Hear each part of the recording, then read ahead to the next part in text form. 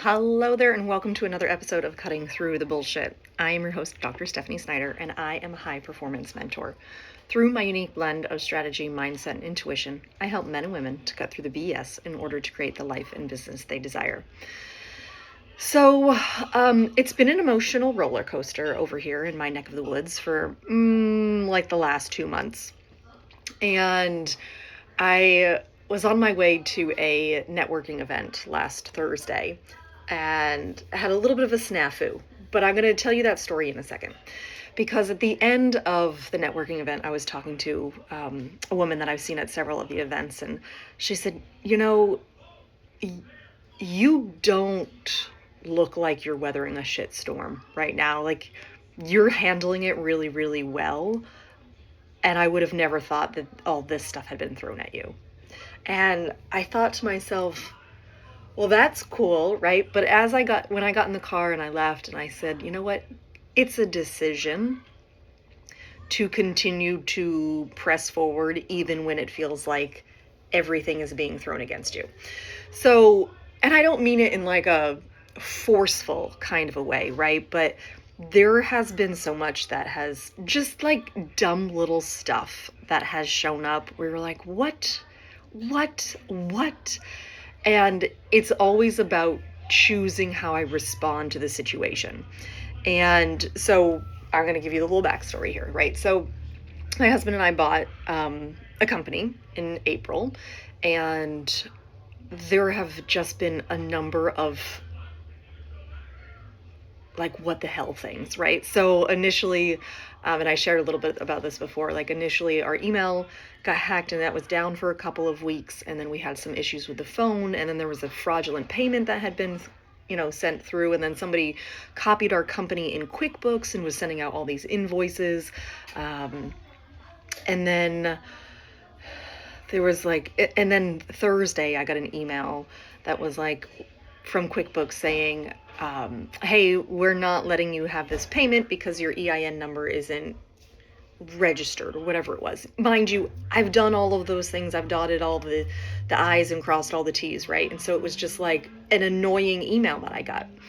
But as I'm driving to this networking event, I got this little nudge that said, be careful, like take it slow through here.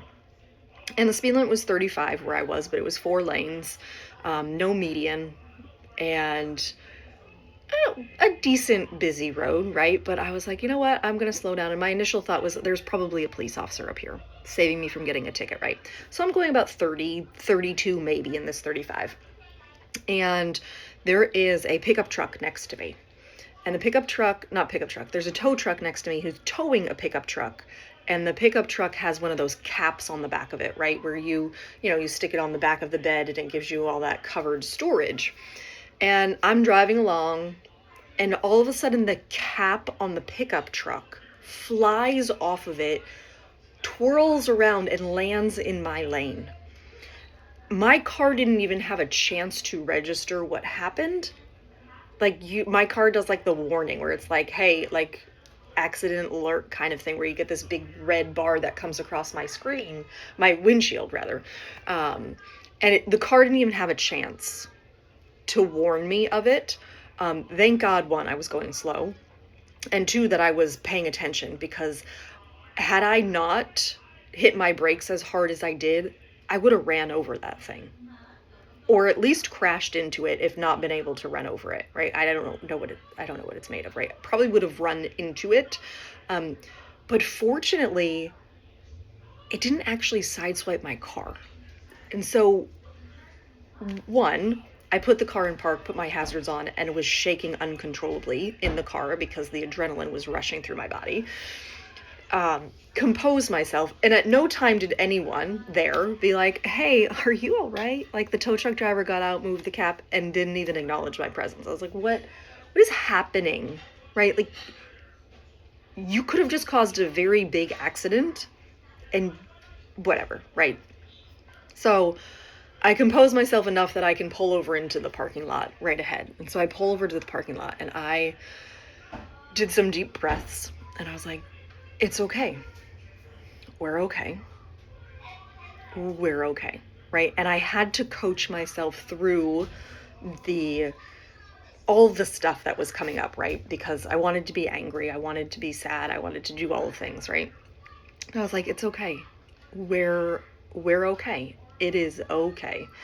And I don't coach myself to the fact where like everything is sunshines and rainbows, right? Because that's unrealistic for it to be sunshine and rainbows all the time. But I decide how I respond to every situation.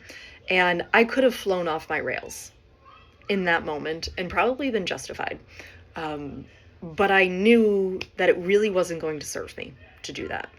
And so I responded the way that I did, which was I composed myself and I headed to the event. And part of me wanted to just go home. I was like, maybe I should just go home. Maybe this is a sign I shouldn't be out and about tonight. Like, maybe I should just go home. But I went to the networking event. It was a great event. Met some new people, which was awesome.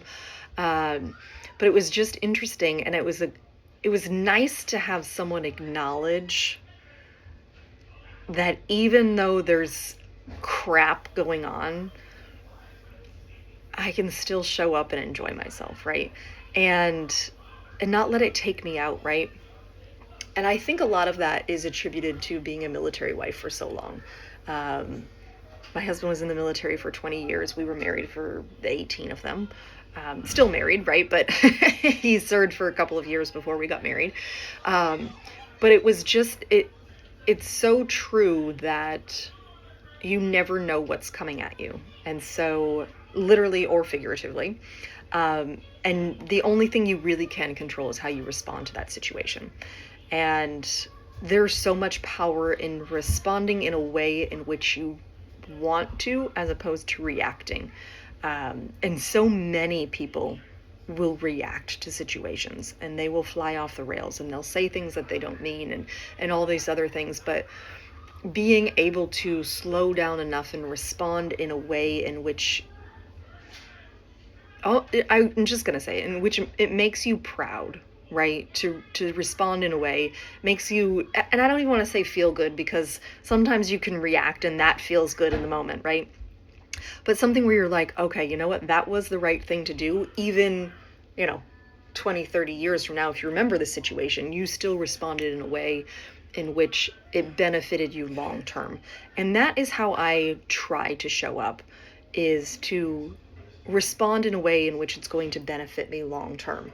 And so while yes, my emotions can show up and I can fly off the rails sometimes and react to things, I really try, and I work on this daily, to respond in a way in which I really want to respond, as opposed to knee-jerk reacting.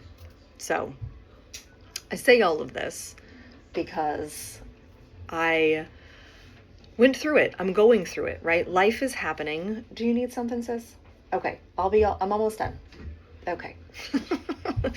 Summer break. You're just going to get that in there, right? And so I respond to situations in ways that will benefit me long term. But it's because I've done the deeper work. I've looked at things. I've looked at the triggers. I've healed from things where I can say, you know what? I want to handle this better, so here's how I'm going to respond in the future. And sometimes I do remove myself from a situation if I feel myself knee-jerk reacting. If my emotions have gotten the best of me, I will step back and go, okay, how do I progress through this? And I'll come back to it, right? But another thing that I've been working on is focusing on all of the things that are working, right? And for instance, I was at the beach yesterday for my birthday and I got a phone call for the new company. Someone wants us to do a very large project. And I was like, all right, sweet, cool, right?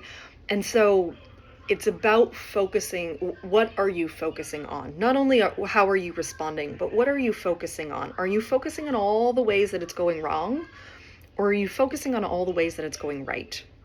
Because you're going to get results in either area, but you get to decide what you're focusing on.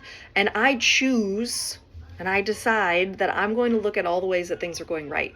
And this came up for me a little bit yesterday for my birthday, when I caught myself being like, oh, well, so-and-so hasn't wished me a happy birthday yet. And I wanted to be like, you know what? No, like, I don't care if that person wished me a happy birthday or not.